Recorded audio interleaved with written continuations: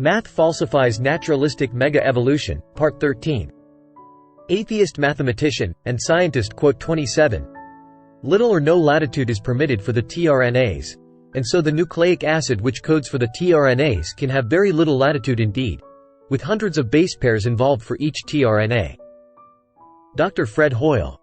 My comment: the tRNAs decode messenger RNA sequences into proteins. Dr. Hoyle highlights the very high specificity of the transfer RNAs, i.e., the tRNA has to have a very specific structure to be able to function. The odds of hitting on this specific functioning structure are too low for the entire suite of tRNA molecules to have arisen by random chance. The high specificity of the tRNAs is an indication that these did not arise by random chance. Each tRNA molecule determines which specific amino acid is picked to add to the growing polypeptide molecule that will be formed into a 3D nanomachine that we call a protein. If there is an error in the tRNA molecule's choice of amino acid, the protein will not function, and that would result in degradation or death of the biological creature.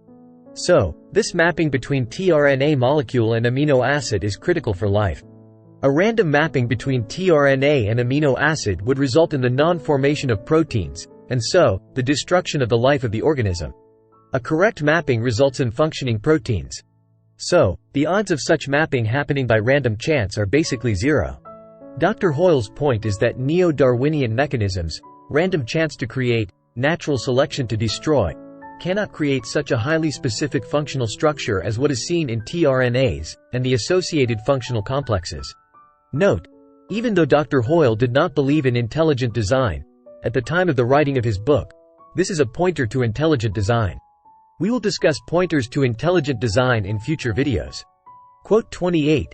It is a mistake to suppose that science is an unswerving pursuit of objective truth. Partially it is, but only to the extent that the truth does not turn out to contradict what has already been taught in the educational process. Atheist scientist Dr. Fred Hoyle. My comment: Dr. Hoyle is making an interesting point about modern science. Science is supposed to be the pursuit of objective truth. However, that is not always the case. In particular, in the field of evolutionary biology, there is so much peer pressure to conform to naturalistic mega-evolution, despite the vast amount of evidence that falsifies it, that freedom of thought is often stifled. This is particularly the case when such freedom leads to heretical thoughts about the fact that Neo-Darwinism does not work for the origin of the higher taxa.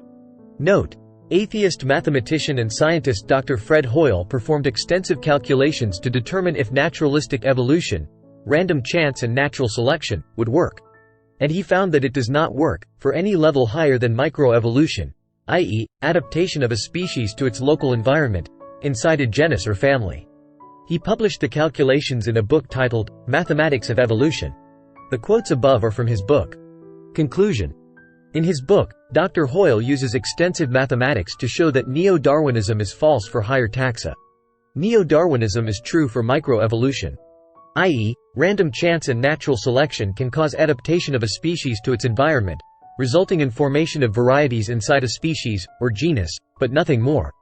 Random chance and natural selection are not capable of creating the biofunctional information, and the large-scale changes, needed to create completely new body plans, and completely new higher taxa, such as kingdom, phylum, class, order.